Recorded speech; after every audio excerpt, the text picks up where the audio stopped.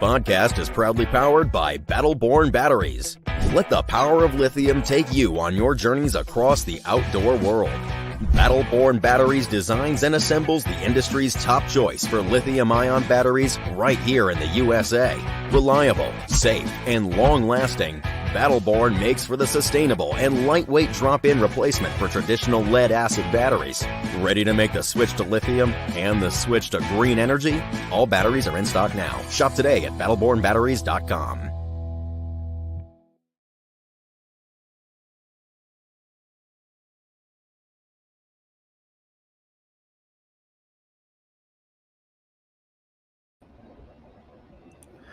Good evening, everybody. Welcome to Lines In Live. I'm your host, Justin Patrick, and as always, with us tonight, David Best. We are powered by Battle-Born Batteries and presented by Primary Tackle. Guys, thanks for tuning in tonight. We're gonna have a fun show, a fun conversation piece. You know, one of those that most people they just take it for what it is. But we're going to dive into it tonight and actually unravel some of the facts, whether it's facts or a myth. But downsizing in the fall, we're approaching that time frame, small bait fish everywhere. Most of what you hear on the docks or the dock talk is the bass are keyed in on the little bait. All right. But show of hands, how many people go out there and it's still ridiculously tough to get a bite, no matter what you do. So hopefully tonight we're going to give you guys some tips on how to catch some bass in the fall as we approach that time of the year. But David, we're coming to a close where we closed out the Hobie Endless Summer Sale event, ended on the 11th this past Sunday. And we had the kayak day Saturday at the store S.Y. Wilson, sold some kayaks, had some fun talking to some people, answered a ton of questions. Yep. And this is one of those deals that man, it was a great time. I know it's one of those deals like maybe not as many people were in the market right now, but man, if you could have got in on some of those deals, it would have been great. But I want to throw it to you, man. And talk a little bit about kind of what's going on up at the store. You got a great inventory right now.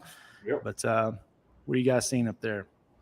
Well, we've still got a really good inventory of kayaks, and it's the best inventory we've had in 2-3 years. And we've been saying that all summer. We still do.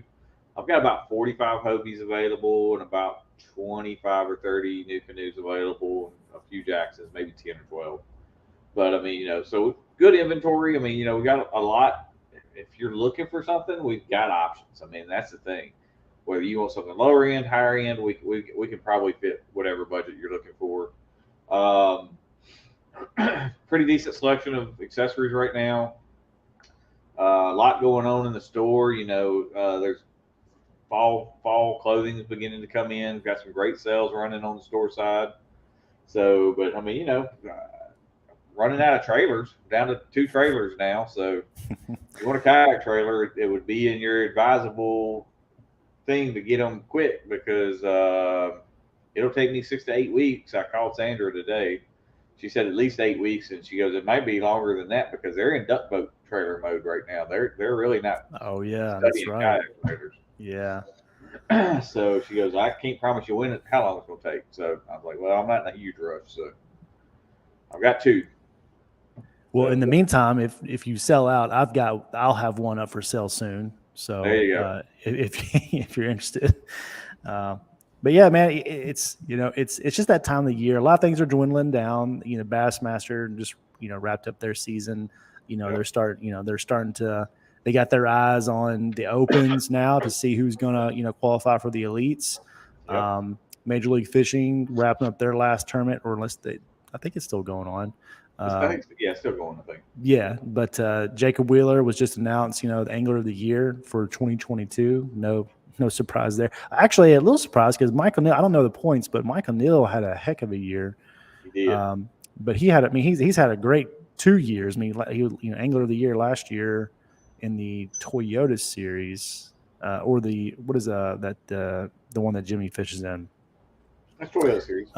Is it Toyota or Tackle Warehouse Pro Circuit? Tackle Warehouse Pro Circuit. That's his main. Yeah. But he fishes both. Yeah.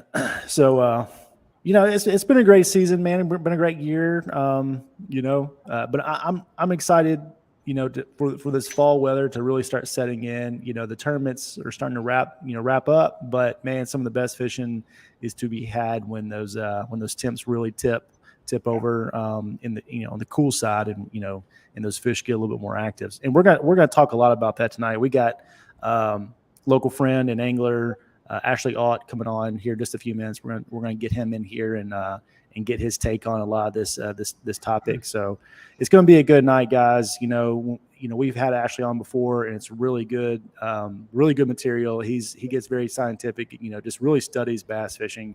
I talk with him all the time on the phone, and we just always have really good conversations. So you're bound to learn something tonight, and that's our hopes. But mentioning kayak sales and everything, we're going to go ahead and play our product of the week from Primary Tackle. Stay tuned. Hey guys, for this week's product of the week, we're going to talk about Hobie kayaks, or kayaks in general. I mean, look, we've got the best selection we have had in 2 years. We've got any kind of kayak you could want. You guys need to come get them while you can, though. So, I mean, everything from like Lynxes and Compasses and Outbacks to trailers. We've got Tennessee trailers, got several really cool Tennessee trailers in stock. New Canoe, Hobie. Look, this one's getting ready. It's getting gone tomorrow. It's already bought and paid for. So you better come get them while you can. We even put a mat kit in this one for him. So come get it. All right. Well, there's our product of the week from Primary Tackle. We greatly appreciate Primary promoting this, sponsoring this show. So, David, anything you want to add? Well, you and I, we're getting ready to go to Dardanelle this weekend. So, guys, stay tuned for that. That's the Hobie Bass Open Series. That'll be taking place Saturday and Sunday. So keep your eyes on that one. That's going to be a good tournament. Yeah. Anything else coming up that we're not in the very near future? Fishing wise, not that I mean, you're gonna have the kayak size kind of wrapping it up. I mean, you got West Tennessee Backtrackers, which have their classic. Yep, Kentucky Lake. And then you'll have the Hobie, end of the year Tournament of Champions in November. But Bassmaster on Pickwick, Pickwick in October. Yep. So a little bit left of kayak fishing to be had. So we'll see, man. I know a lot of people are going to be, in the hunt this weekend to get those last minute AOI points. Yeah. I know you got your mind on that. Hopefully you come out with that win, dude, so you can get on. I'm going to have to. I am mathematically the points for me by my math, my fishing math. The points are I have to have 97 points. Okay, so that's third place. That's top 3 TOC points anyway. So I mean, It doesn't really matter. I need a top 3. Period. I think you can do it, man. You got you got the history on the lake. You won't have any kind of preconceived notions going in. No practice. We're rolling up Friday, going in raw. I'm hoping to get out of here by 10 o'clock Friday. Get there by 1. I want to go launch from one boat ramp and do a little 30-minute pedal to go look at something, and a 30-minute pedal back so I can make it before cutoff. There you go. So yeah, I'm gonna try to do the same. Leave at 10 and get there and just drive around, look at a couple ramps. So we shall see. I need to go look at this place physically because it's literally a 1.5 to 2 mile pedal over a flat. Oh, I one don't of want those. to hurt a thing. Yeah, one of those you could show up and there's no water there type deal. Well, no, because if I hit the flat and I can't get across it, it ain't gonna matter. If I Yeah. hit the flat and I can get all the way across it, there's enough water there. Because those fish All never right. leave that little hole. I mean, they live there 365 days a year. I don't think they ever leave there. I've caught them every season possible, but it's Yeah. literally in a glitter boat. It is a pucker situation to get there. So That's a lot of the Arkansas River, though. It is. I don't think that I would be very comfortable running anywhere 70 miles an hour on that lake, except for in the main channel. But even still, then I'd probably a little bit of pucker factor. yeah, But all right, well, let's get Ashley in here, Mr. Ault. Hey, fellas. Y'all hear me okay? yes, sir. Yes, All right. I'm clear. Look, How you David, doing, man? I got to say real quick, I mean, that Dardanelle setup, I mean, going in blind, the water, not overthinking it. I like it. Well, I mean, sometimes that's what I have to do. Look, Right. and real quick, what do y'all think it's going to take to win that? What did it take to win it last year? Dude, I think like 180s. 180. 186. I don't know if there's been very many Hobie BOS tournaments that have been under 180s to win it. Yeah. I mean, there's usually at least a handful of people that that find good fish. Oh, yeah. If there's one body of water where that could happen, it's this weekend. Yeah, it could be feast or famine on that Yeah. on that lake. Yeah, but we've had some pretty steady. I mean, the rains haven't been horrendous. But really, I kind of factor. I guess I need to rethink that a little bit because I mean, the rain that affects there is actually Oklahoma, further out west. So I really haven't thought about what they've even been getting. So that's something we have to kind of think about. Don't think about it, David. Just go in there and catch them up. You already know what you're going to be throwing. for the Yeah, most part. so just go do it. I do. I mean, there's 3 baits that I'll be throwing as usual. I got a little popper that I'll have tied on, a little walking bait, and then I'll have a little 1.5 this time of year and a Texas Rig Creature bait, There you go. That's part of the fun. and probably a splitter bait over there. If I get the right water, but where I'm thinking about, that probably won't be what I'll be throwing. And it's not looking like very much wind is in the forecast either. So Yeah. I'm with you. I'm gonna have one with me too, but we'll see if I tie it on. Well, Ashley, man, how's your? You've had a great season with WTBY. I think you missed AOY by just a shimmer. A little bit, yeah. Yeah. But I mean, that was Jason Carr just flat. He just caught them all year. He catches them all the time. I mean, I'm surprised he hasn't won that yet, to be quite honest. But probably just because he hasn't fished with us, as much the last couple years until this year. But yeah, I'm just looking forward to the Classic at Kentucky Lake more just to see the water coming up for the Cast Championship after the BASS on Pickwick. Mm-hmm. And just to see, I don't know. I know they've started drawing it down, but how low it will get by the time that Cast Championship is here.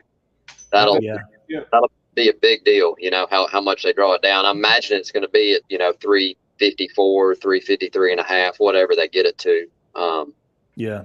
So it'll be fishing different probably than it will next weekend, obviously. Well, it's usually by what, like November, that it's all the way down in Winter Pool, David? By November 1, they typically like to have it at 355. Okay, Yeah. 355. Yeah. Yeah. So and that's going to make that changes everything. If it's at 356, 357, that lake fish is so much different. I mean, as do all these river runs, Tennessee river runs, but Yeah. Yeah. Whatever foot it goes down, it gets exponentially harder. Yeah. a lot of the stuff I like to fish, the grass, gone, You know, the grass would still be fine if the water was up. You could find healthy grass, and those fish would stay in it. But, you know, they cannot live out of the water, so they've got to retreat. Yeah. That's the only bad thing. That's what I hate. I mean, especially a lot of Kentucky Lake. I mean, because in certain areas there's good shallow, like shore cover and stuff like that. But other areas, that water draws down and it's just nothing but pea gravel and and chunk rock, stuff like that. Yeah. Not a whole lot, in some places for them to hold on to. So that'll be a good one, man. I'm looking forward to seeing how that plays out. Both the classic, the state championship, and then KBF national championship is going on same weekend, right? On Kentucky. Yeah, Lake? I think it's a weekend after the cast championship. Okay. Yeah. Okay. So I'm sure you'll have some pre-fishermen out there when the cast championship's going on. That Saturday and Sunday, those folks are going to pre-fish 3 or 4 days. I think they actually start. I think they start on Thursday, maybe. It's like a Thursday, Friday, Saturday thing for KBF this year, I think. Yeah. But I'm not sure what their attendance will be on that. We'll see. May not be a bunch of folks. We'll see. Are you fishing that? No. Mm-mm. Okay. Well, that'll be fun. I mean, a lot of guys. I mean, that's a lot of time off for a lot of Tennessee anglers. I mean, if they're going to fish both of them. But yeah. I mean, well, I guess being in the state championship, that's kind of your pre-fishing there for the weekend before. Oh but, yeah, for certain. And then the BASS at Pickwick is the weekend before state, so yeah, a lot of folks will probably be quite a few people that'll fish all three. I would be surprised if they didn't, especially the Josh Stewarts and folks like that. I imagine they'll be there. Now here's my favorite that's already been announced is the December tournament on Del Hollow. Yeah. is already being talked about, and everybody's already excited for it. So that's going to be look, they hadn't even fished the TOC yet. Look, the TOC field hasn't even been made yet. Everybody's talking about Del Hollow. I know. Yeah. It's just something about them smallmouth, man, that get anglers riled up, Yeah. I think it's December 3rd, and if money's right, I think I'm going to make that one. Just being a one-day event like that, it's awfully tempting. Yeah. It was fun. We had a good time last year. Yeah, we did. We'll have to see if we can get that same house, man. That was a good little location. Yeah. Yeah, it worked good. Yeah. Well, the guys, it's we're approaching the fall, and I'm sure you guys are also experiencing those chilly mornings. We're not quite jacket weather yet, but we'll get there soon enough. And with that, the water temperatures start dropping, and that starts to change a lot of things. And it really, in reference to like bait fish and stuff like that, you hear about the small bait fish, the fry. There's just so many fry in the lake right now. Those little fingerlings and whatnot, inch to 2 inch long bait fish, just absorbing most of of our our waters. And everybody always says that's what they're keyed in on. That's what they're keyed in on. That's what they're keyed on. That's what most people that's what you hear a lot of dock talk, whatnot. But you go out there and you're downsizing. You're busting out the little swim baits and everything, and you're not it's not always just that simple. So what I want to do tonight is I want to unravel kind of really what's going on this time of year to kind of help our viewers understand to where they can make more educated guesses before they get out on the water and make better adjustments and have a better chance at catching some fish, not only good size but numbers too. So Ashley, you and I, we talk about or a lot about the little niche things, scientific type stuff, and I want to get I want to get your take, because before the weather really starts changing, we've already got that bait fish in the lake. We've been seeing it here for the past month or so. Really, honestly, it's been going on for a while. But for somebody who is coming into this sport and they hear that, the truth of the matter is you still got big gizzard shad in the lake. So somebody hearing that it makes them think, well, the fish are only keying in on that stuff. That's all I got to throw. But that's not always the case. So I want to throw it to you and just kind of, talk a little bit about your understanding, as to, how those bait fish really have an effect on the behavior of the fish, and their feeding patterns and stuff like that.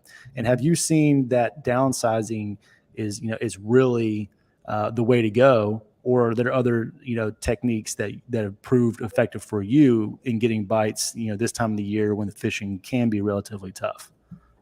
Yeah, I mean, the first thing I think about when I think of fall fishing in the bait is the water temp.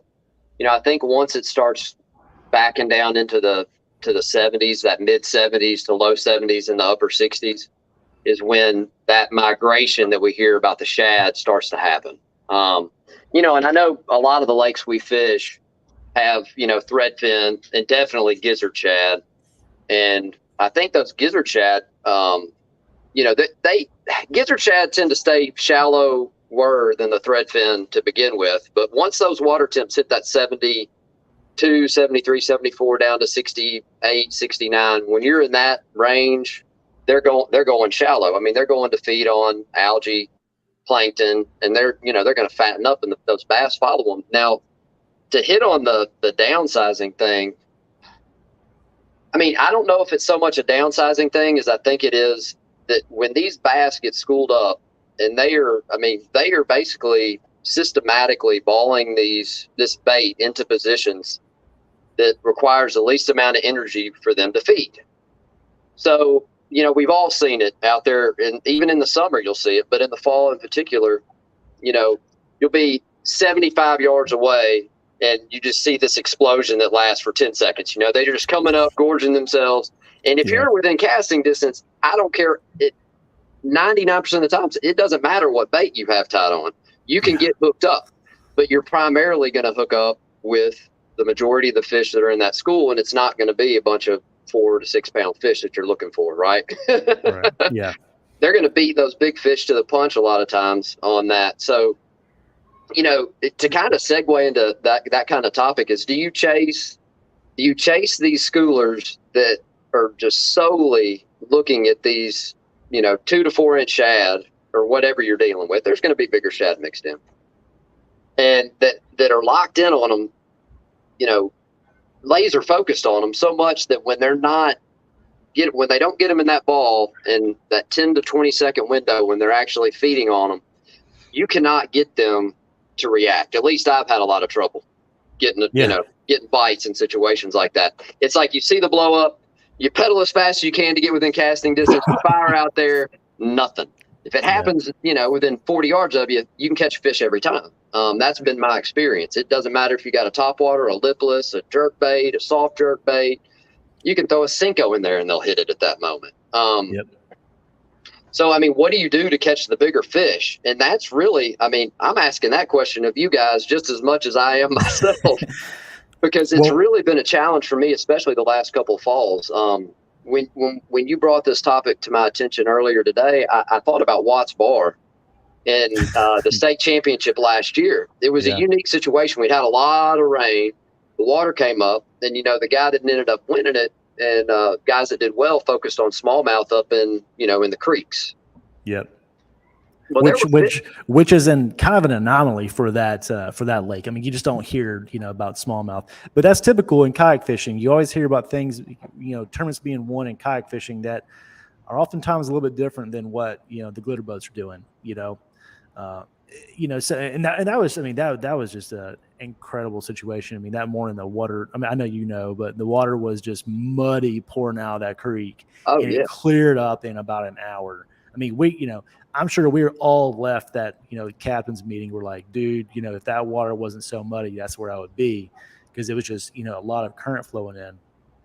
But, either they knew that it was going to clear up that well, or they just took a chance and they got, and it was to their surprise that it cleared up. But, you made some really important notes. One thing about, the fish migration and the water temperatures cooling off. But I think, kind of, branching off of that, or not really branching off of it, joining up with what you're saying, an understanding of that, I think, is when the water temperatures are cooling off, where are they cooling off? Where are they cooling off first? you know, the back of the creek, the shallow water. You know, it's the same thing in the springtime as you transition out of the winter into the spring. You know, the backs of the creeks and stuff like that, you know, those are going to warm up faster, you know. So in the fall and early winter, stuff like that, the backs of the creeks are going to cool off. So naturally, you know, the fish are going to want to migrate back there because that's where the cooler water is.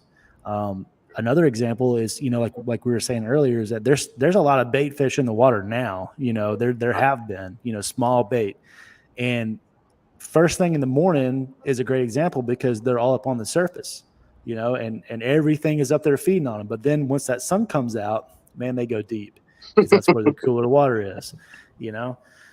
And I mean, I remember that at Watts Bar too. That I mean, I was seeing, you know, bait up on the surface first thing in the morning, and then like they just disappeared. The next thing I know, I'm cruising over a creek and they're all in 45 feet of water down in a creek channel, you know, just chilling.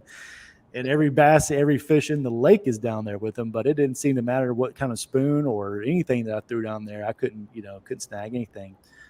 And but, see, you know, I want to speak to that real quick too, because I think, like, obviously the tournament was one shallow. It was an anomaly. You know, it was just the right time at the right place. But the area I found packed full of bait was a pinch point.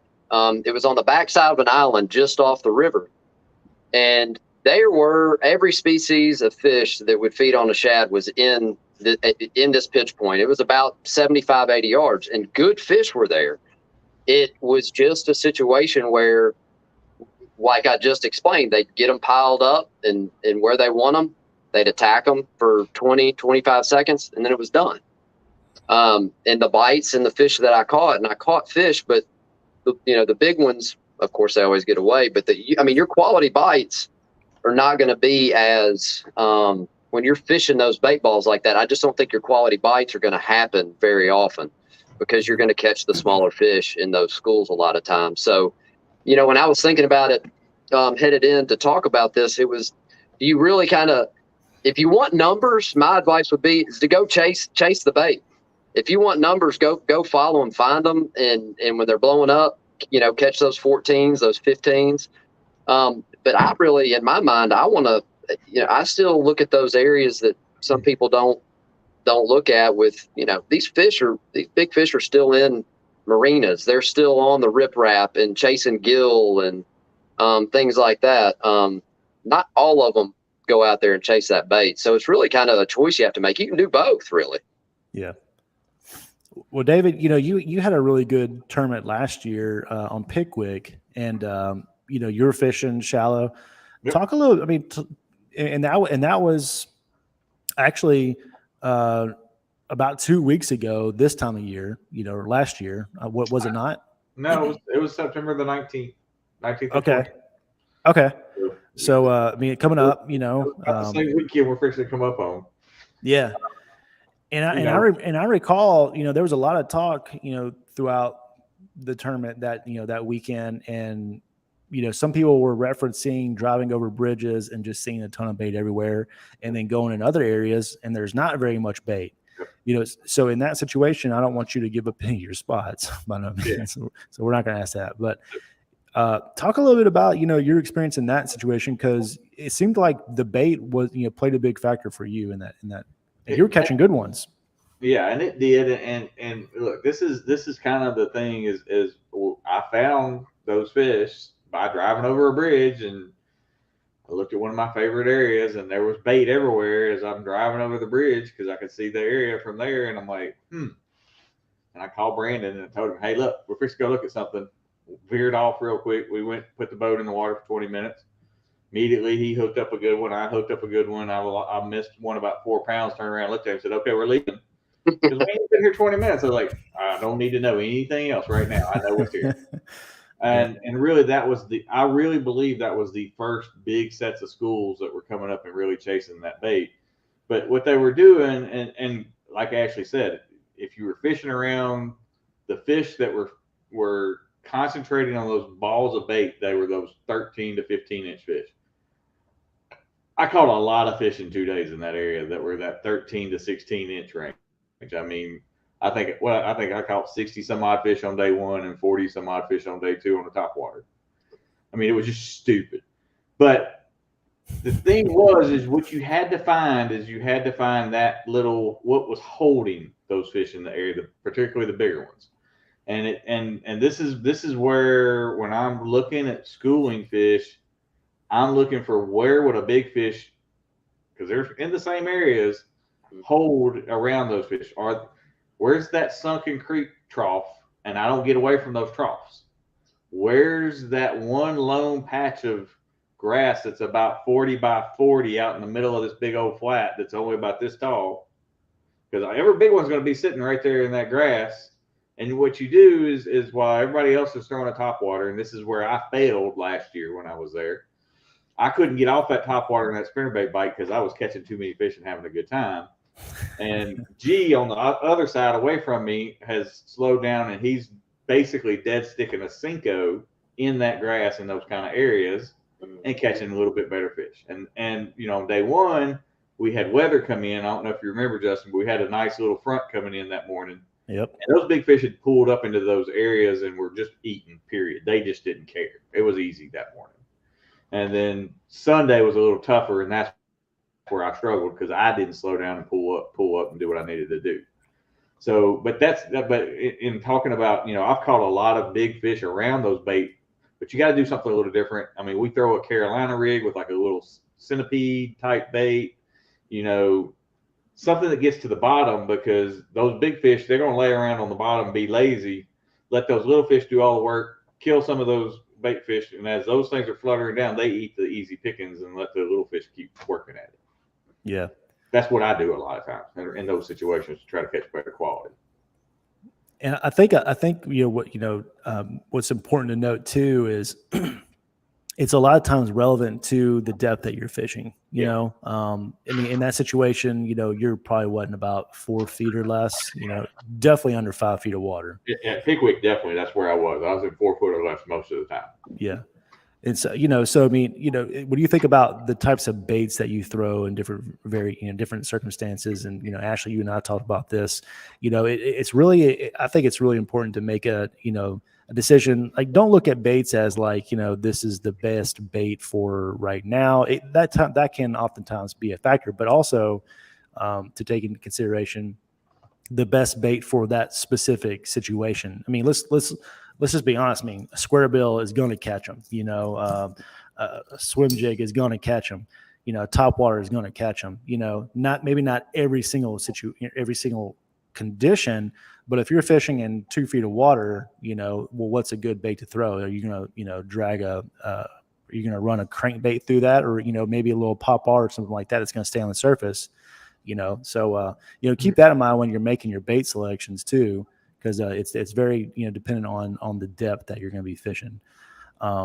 But Ashley, you know, you were talking about the fish moving to the backs of creeks, and, you know, and we've heard from David that, you know, there are situations where those big fish, you know, they pull up, but you know, as we all, you know, we're going out there, we want to catch the big ones. You know, sure, you know, we've got viewers that want to just go out there and catch some fish, and there's nothing wrong with that.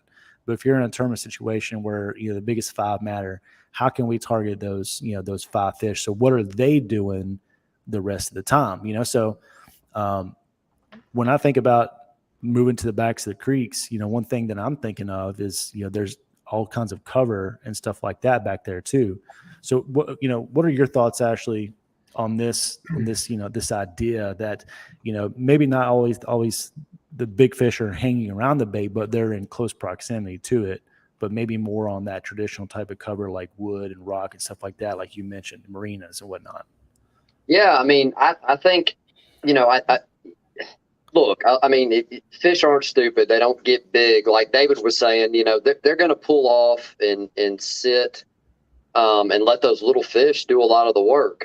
You know, and as he was talking and then mentioned what G was doing to catch his fish, you know, it just makes sense. You know, what does a dead stick in a Cinco look like? It looks like, you know, potentially a shad that's been injured or is dying because a 15-incher didn't quite get it, and it's fallen to the bottom. Mm-hmm. And that's what those big bass will do. You know, again, this was something that I thought of before coming into the show, is just a wacky rig or Texas rig Senko, just fishing it in and around those more likely spots, whether, like David mentioned, a trough or, a channel swing or stumps or some live grass still sitting on the edge of some deeper water. They can hunker down in that and they feed when they want to. That's how they've gotten big. They do it their way. And these other little guys are just like we've said, they're just, going after that small bait and expending a lot of energy doing it too. Do you think that it's most important, regardless of, if you're going after numbers or going after, let's just say you're going through and you're flipping a bunch of laydowns, like you got bait in the area. Do you still think that it's important to downsize your presentation, regardless of, if it's a shad imitating bait or, even a Senko, maybe downsizing to a Ned rig? Do you still think that that's a factor or as important, or just being or covering enough water, until you're in the right places at the right time? And I was thinking about that. No, I mean, I don't think you have to downsize to get bigger bites. I think you need to downsize to catch limit fish. I think you're gonna, and that's just, throwing a little blade bait or a little popper, like David was talking about, downsizing it and matching the hatch. But I was thinking back over the last several years of fishing, and my biggest fish that I've caught in the fall come on traditionally, the medium to larger size baits, whether it's a 1/2 ounce buzz bait, a 1/2 ounce spinner bait with good size blades on it. A beefy presentation is really what I've caught more big fish on. And with the Senko, yeah, I know you mentioned it, but no, I would keep with, the regular 5, maybe even up it to like a 6, just to give them a little bit different look. But I mean, numbers wise, definitely downsize. But if you're looking for a bigger bite, I don't think you have to necessarily. To catch them. No, I'll definitely reiterate that. And I mean, a really good example is me and my team partner were fishing a tournament on Wilson Lake, and we had been catching them on day one on a smaller little 1.5. We were winning the tournament handily at that point. The next day we get out there, Big Mike's like, should I throw a big 3/4 ounce spinner bait? I'm like, no, Mike, you should not be throwing a big 3/4 ounce spinner bait. We've been catching them on these little 1.5s for 2 days. Why in the world would you want to throw that thing? 5 minutes in, he throws up next to a tree, catches a 5-pounder, goes a little bit further down the bank, catches another 4-pounder. I'm like, never mind, Mike. I don't know what the hell I'm talking about. Yeah. I'll throw another one in there. I mean, a tournament that I, was watching pretty closely, I think maybe 2 years ago. When was that we fished Watts Bar for the state champion? No, not Watts Bar, Fort Loudon for the state championship. That was 2 years ago, wasn't it? Yeah, it was 2 or 3 years. Yeah. Yeah. Well, that same year, one of the elites, I think it was Matt Robertson. He was throwing. It was fall. It was late fall time. I think they were on a Southern impoundment, but it was a tough tournament. They weren't catching a lot. Actually, I want to say it wasn't an elite tournament. It was an open, and he did really well. He just covered. I mean, he covered miles of water with a regular Strike King Sexy Dog. Regular full size. And just cover a lot of water, fishing it around laydowns, grass, anything and everything. But he just put that bait in his hand. And if you see one of those, it's a rather large size, gizzard shad style, imitating bait. But he got the right bites. It took all 8 hours to get 5, quality bites, but he did what he had to do. And so, I think that's like one of the big misconceptions. And, and I'm not one to dog marketing strategies or anything, but, I'm a big believer that, you know what I'm about to say, Ashley, that, I mean, the industry, they have ways of getting you to buy stuff at different times of the year. And that's just the cold hard truth. More oftentimes than not, this little, 3.5 Castaic Jerky J is probably not going to be a big seller, but hey, you market it in, either umbrella rig season or late fall, and a lot of people are going to buy them because, hey, match the hatch, downsize. But is that always, necessary? And I think that, we're kind of, we're answering that to a degree here. David, you've done this a long time, and I want to throw this at you, and you just made a reference to bait size, but how important is it to you to be around bait this time of year? Do you think that can you still get bit on the river around current eddies and stuff like that, where there's maybe not a very large presence of bait? All those bass behaviors that we know all throughout the rest of the year, whether it be a river or an impoundment, without any kind of current flowing through it, how important is it to be around that bait? Can you still get bit in other other traditional areas as well? Points, stuff like that. Yeah, I mean, sure you can. I mean, I think there's always that possibility. Am I going to be that guy that's going to go grind that out? Probably not. I'm going to go chase the bait because I know where the majority of the fish are going to be. That coming out of my mouth when I'm the one in June that says I'm not going to the ledges, even though I know that's where the majority of the fish are going to be. That's a different deal. But, but I mean, no, I'm going to go chase bait. I mean, that's always the majority of the fish are going to be there. The easiest fish to catch. I was talking to somebody the other day, and we were talking about, do I anchor my kayak? Is my kayak, do I have a power pole? Do I do this? Do I do that? And I'm like, no, my kayak goes just like my bass boat did. It's in constant movement motion. That man down there on the bottom screen is the same way. I don't want to catch 5 stubborn fish. I want to catch 5 stupid ones. I want the ones that want to eat. I want the ones that are going to be the easiest to catch, and I'm going to go find them by moving around till I find them. So, I mean, that's just the way I fish, but I mean, that's just part of it. But I mean, no, I'm going to be chasing bait. I mean, but can you go catch them and grind it out in those kind of areas? Of course you can.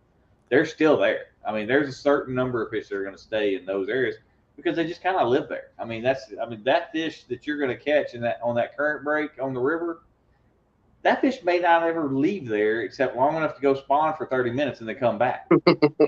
So, I mean, there's certain ones that just aren't ever going to leave certain areas. And, they're going to find that little hole that's just where they live their whole life. I mean, I think there's certain fish that live under the same dock for their whole existence. As long as they have bait that concentrates to it and they don't have to move, why would you? I mean, look, I lived in the same house. The last house I owned, I lived in it for 17 years because I didn't want to move. I want to pack myself up and go. Yeah. So, I mean, it's just easy. Good thing a fish doesn't have a bunch of pots and pans and couches they got to lug around with them. Exactly. Well, yeah.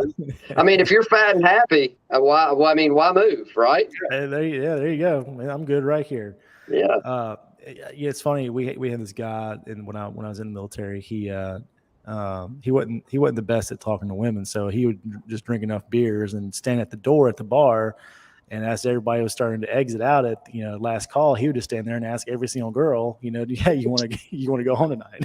Eventually, he would find that one. There you go. So to your point, David, and I think it's relevant to this discussion is that for whatever reason, and there's another component of this that we haven't really touched on yet, but it can be tough, and sometimes you just gotta put the pedals to the metal and just cover a lot of water until you get bit. Like Ashley said, like you said, Ashley, I'm not a huge believer that it's always about downsizing. I remember at Loudon, dude, being in the back of one of those creeks, and there was just bait everywhere. I'm like, the whole place was covered up, and I'm like, man, this is the winning spot. I threw everything, including the kitchen sink, at them, and nothing bit. Mm-hmm. So, is that always the factor? I don't think so. But one thing that we touched a little bit on the water temperature, but let's talk about this piece of it, because I think it's important to note, how fish are relating to water temperature and how fish are relating in the depth that they're at. When you think about the water temps, a lot of people think, and I'm one of, dude, when you get those chilly mornings and you're you're smelling the campfires from the night before and stuff like that, that, everything kind of starting to die and whatnot, dude, my mind is like, man, I want to be in a deer stand right now. This smells like the deer on the move, the big ones are out there. But that's not all. And when it's, as it relates to water temperatures, people, we get those first couple of, chilly nights, first week or so of chilly nights. And a lot of people think that, oh man, those water temps are dropping. The surface temperature might be dropping a little bit, but what's the rest of the water column doing, and where are those fish finding that happy medium, that happy range? So Ashley, I want to throw this at you. What's your thoughts?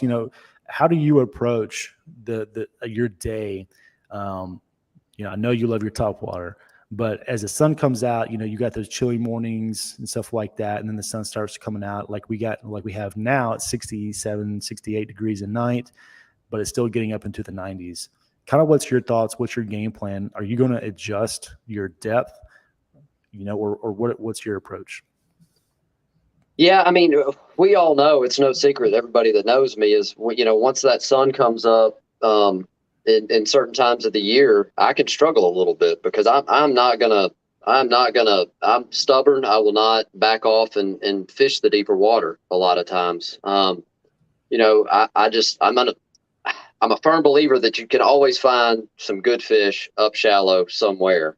So of course, once the sun starts coming up, I'll back off. And I know a good example of that was it's a smaller lake, but at Beach, when I ran into you out there at the last tournament I saw you at, West Tennessee Bass Jacker tournament out there, I got some bites up shallow, and it really turned off. I mean, that first 45 minutes was good, and then it just turned off. To speak to what you were saying, so you find me out off the end of a long point, popping a blade bait off the bottom. And caught a few small fish doing that, but it's just in my DNA, kind of the way David is. 20 minutes later, I've got the pedals out of the Hobie. I'm back in the middle of the pads, paddling, the PA-12 through pads that nobody's been to all year, and I'm just like looking for, a 4x4 hole. That's all I care. And every one I come to, I'm throwing a frog across it. And I had a couple good blow-ups doing that. I didn't catch any good fish doing it, but I would rather do that and look for those shallow fish. And again, that's just the way I'm wired. But I know there's fish.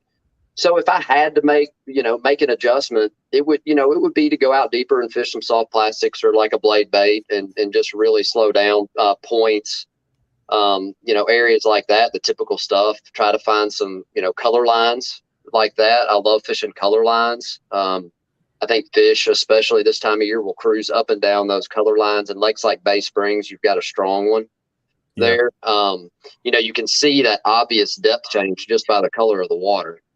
And they'll use that as an ambush point because they can cruise in that off-colored water while their bait is, sitting up there in 6, 8, 7 foot of water, unaware of them just, scooting by, and they can ambush them when the time's right.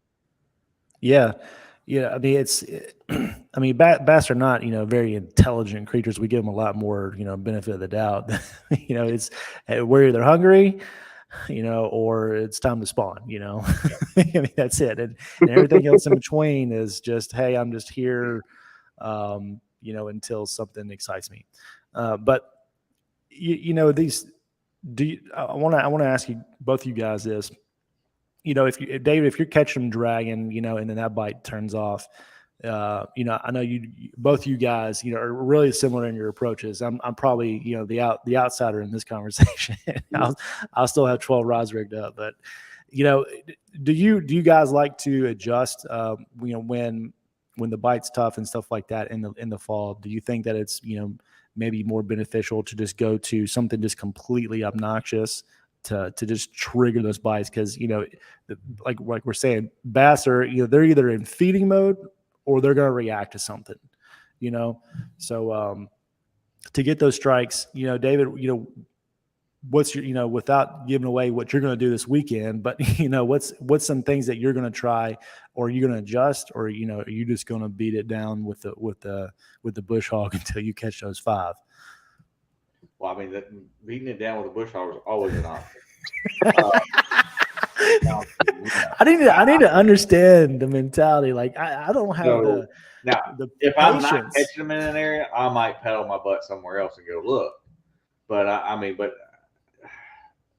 there's a video. I did a video a long time ago of me throwing a creature bait at Tunica Cutoff and me catching a bunch of fish in one of my club classics. And everybody looks at it and they're like, "Are you fishing a swim jig? What are you fishing?" I mean, because that bait was constantly moving, and I'll keep a Texas rig moving, but it may just and then just stop it right next to a tree, wiggle, keep it moving, get it to the next one, constantly moving it, and I'll swim it just like I would a swim jig or just like I would something else, just so I can constantly be moving until I find. And all I'm looking for is that one bite, because once you get one bite, then you slow down and you fish an area really, really hard, because fish are creatures of habit. If there's one in an area, there's usually more than one in an area. I mean, Horseshoe Lake over in Arkansas is one of my main places I grew up fishing. And one of the things I learned really, really early on is there's just hundreds of thousands of pads in that lake. And there's hundreds and hundreds of cypress trees, but it's always been amazing to me that if you get a bite around one little group of 10 or 15 cypress trees, you can get 15 more bites around that group of cypress trees, and you might fish 100 more and never get a bite. Fish congregate with fish. And if you're catching little ones, you're going to catch little ones. You're catching big ones, you're going to typically catch big ones. And so if you're getting the right size bites, slow down. But if you're not getting the right size bites, or if they're being just tough, keep moving. I mean, that's my deal. Just keep moving.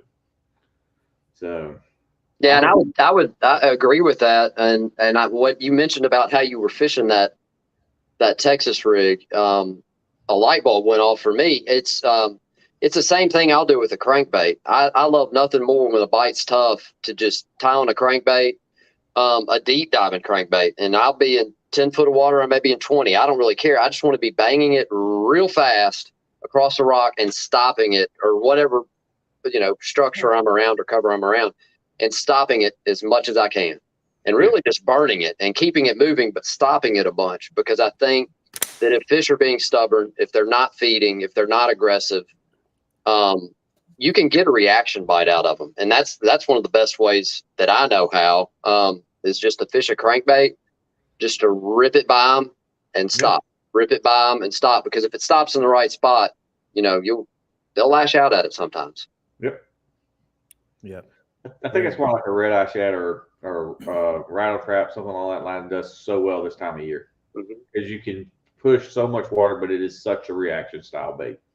Oh yeah, I've had some of my best days with the trap this time of year, especially in November. Yeah. All right, so before we roll over an hour here, I want to get you guys, whether you brought 2-3 baits to the table, let's throw out some of the goods. Everybody likes to see the baits. I brought 80. I started thinking about this, and I'm like, wow, spinnerbait. Wait a minute. What about this topwater? What about this jerk bait? But, actually, do you even carry 80 baits in your boat at a time? You'd be surprised. I put a lot in that J crate, man. You'd be really surprised. Not 80 Cincos. I know what you mean. I'm kidding. No, but man, I'll tell you, a spinnerbait. And I'm sure David's got that on his list, but just a half-ounce spinnerbait, fishing it fast, and don't be afraid to stop a spinnerbait. I don't know if a lot of people do that. I know a lot of people will just fish them straight back. A lot of people throw them out, let them sink down to what level they think the fish are, slow roll it back, put a lot of movement into it, and make it stop. Make those blades stop spinning, and see if that gets you a few more bites. Is that wind dependent for you, or just a bait you like to pick up this time of year? Just this time of year, but I mean, obviously wind.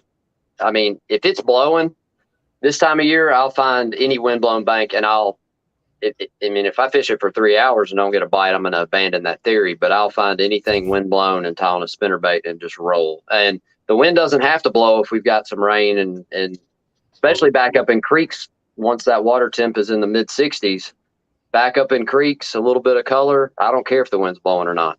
Yeah. Yep. All right, is that your one? You want to throw out another one? Yeah. Don't want to give that too many. Okay. All right, David, what about you? I mean, this time of year, that spinnerbait is probably one of my main ones. Now I'll play with 3 sizes. That half ounce is one of my most favorite sizes, but this is one of those times of year where, and I know this is kind of contrary to what some of the things I've said tonight, but I will downsize into like a little 3/8 or a really small finesse type spinnerbait, particularly if I'm around grass or particularly if I'm in stiller water where there's not as much wind blowing or it's not, get around grass. And exactly what Ashley just said, don't just reel it straight in. One of my best tournaments I ever had at Pickwick, I had 25 pounds in less than an hour fishing a little grass line. And I would reel that bait in. And as soon as I got to that grass line, as soon as it come over the very edge, I would, and just, you would watch the blades. It was amazing. It would come over that grass line. You'd watch the blades flare out, watch the skirt flare forward, and then watch a fish go. It was one of the funnest nights of my life. It was a night tournament. We had 12-hour night tournaments. I was done by 7:45. Looked at the guy in the back of the boat who hadn't caught a fish yet and said, "All right, Jeff, you want to stay here or what do you want to do?" He goes, "No, I hate fishing grass. I hate fishing grass." I gave him the boat, drove him over there. I laid down on the back deck of the boat, had 25 pounds. I was done. I'd already won it. I didn't even care anymore. So, but yes, the spinnerbait's always going to be my go-to. That's something I'm going to have on every fall. But top water is going to be that next piece. Yeah. I mean, and I will fish it all day. This time of year, as fish become, if you're seeing bait on top, you can catch fish on top water, and some of the best quality bites you will get will be on that top water, even though you may not be getting a lot of bites on it. If you get that bait over the right fish that wants to eat, sometimes they just can't resist it. And that Pickwick tournament last year, Palmer was 200 yards from me and could hear fish freaking blowing up on that thing. I mean, it was they were on it. Yeah. So I mean, that's going to be my 2 main. And then I'll drag my bait, but I'm always going to have a bait to drag. That's just part of it. Yeah. Yeah. Well, and I think it's, it's really important to note that, throughout this conversation, we talked about, downsizing and, whether you have to or not. Look, don't take what we're saying as like, okay, you don't have to downsize, because it's worth downsizing if you're not getting bit. If you're throwing a big, massive swim bait, or a big 1 ounce spinner bait, you're not getting bit, man. There has been plenty of times of when you downsize to those, those smaller blades, that can be the difference maker. So, give it a try. Don't just take, this conversation and run with the fact that, well, I can just, go out and throw the biggest baits I got because that's what I like to do. I'm not discouraging that either, but still keep an open mind. And, with that, I'm going to throw out, buzzbait for me. It's a fish catcher year round, but I've had a lot of success, just don't allow obnoxious buzzbait, up shallow. Those water temps are cooling off. Those fish, they want to, they're coming up near the surface. They're going to get around cover, stuff like that, those ambush points. And that's a really good bait to, to catch some big ones this time of year. I'm going to throw out square bill, and I like something that's a little bit more translucent. This is a Yozuri 3DB square bill. It's a full size, but, I'm going to stick with that. Something like we've talked about that can get a reaction, So I'm thinking when the bite's tough, if the top water is not working, the sun comes out, those fish, if you got some good lay downs and shallow cover and stuff like that, they may get buttoned up next to that. And that's a good bait, put in your hand and just, knock it off wood and, get a reaction bite that way. So,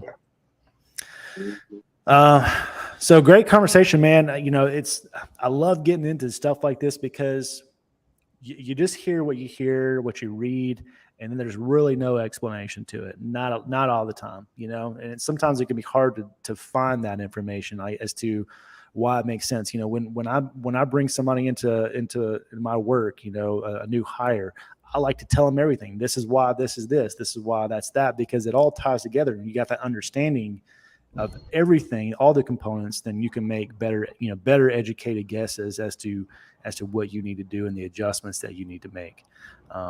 It's like the old saying, you can't. The worst thing to do is to go out and try and catch somebody else's fish. But if you're educated on bass behavior, then you can understand where how to make those decisions yourself. So, Ashley, thank you, sir, for coming on tonight. I love it. I mean, I cannot think of a better way to spend an hour Yeah. outside of actually being on the water. I know. Yeah. Yeah, we always have a great conversation. David, anything else you want to add before we close it up for the night? No, I mean, just come out and see us. Of course, I won't be here this weekend, but come out and see the girls. They'll all be here. Lots of great stuff going on at the store.